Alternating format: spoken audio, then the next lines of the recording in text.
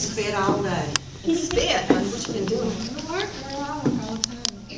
how is your granddaughter? Oh my good baby sister. Baby sister is absolutely wonderful. She takes after her grandmother, but you know, we're having a time with her at night. Oh, really? She will not go to sleep. Well, have you tried telling her bedtime stories? Oh, honey, we've sang, we did bedtime stories, tried a little diamond tap. Well, I think that's because you're not telling them right. You see, you can't tell them the way that we heard them growing up. You see, no, you got to mix them up a little bit. Mix them up? Yeah, like for instance, instead of saying Cinderella, you have to say Rindercella. Oh. Okay, I'll tell you the story. Please do. All right, and then you can tell it to your baby sister. All right. Well, once upon a time, in a corn country, there lived a beautiful girl, and her name was Rindercella. Now, Rindercella lived with her muggly other and 2 sad blisters. Now, also in the same corn country, there lived a very prancing hens. You tell. Well, this prancing hens, he was going to throw a bouncy ball. Well, Rindercella and her muggly others, her muggly others, 2 sad blisters, you know, they got together and they all went out.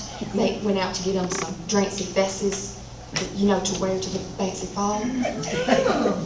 Well, Rindercella, she was sad. She couldn't go.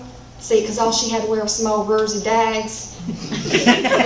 Oh, no, it right. Well, finally, the night of the bouncy ball arrived, and Rindercella couldn't go, so she just capped down and shrine. Well, while she was kidding there shrine, suddenly appeared her Gary Mudfather, and he touched her with his wagging hand. I think there's laws against that. Suddenly there appeared a kid boat in Hicks White Sources. And he said to her, Rindercella, you be sure and be home before midnight, or I'll have to turn you into a token.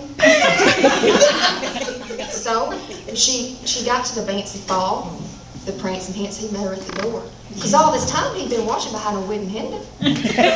Well, Rindercella and the prancing hens danced all night. Oh. And they're lailing foe. All at once, the mid-clock struck night, and Rindercella staced down the rears, and just as she beached the bottom, she slopped her dripper. She slopped that dripper right off. So the next day, the prancing hens, he went all over the corn country looking for the beautiful girl who slopped her dripper. Well, finally he got to Rindercella's house, and he tried it on the muggly other, and it fit and did. And he tried it on the 2 sickly others, and it fit and did. And he tried it on Rindercella, and it fit and did. It was exactly the sight rise. So they got married and lived happily after hampers. Now, the moral of the story is this. If you go to a bouncy ball and you want to prance some hens to lull and fug with you, don't forget to slop your drippers.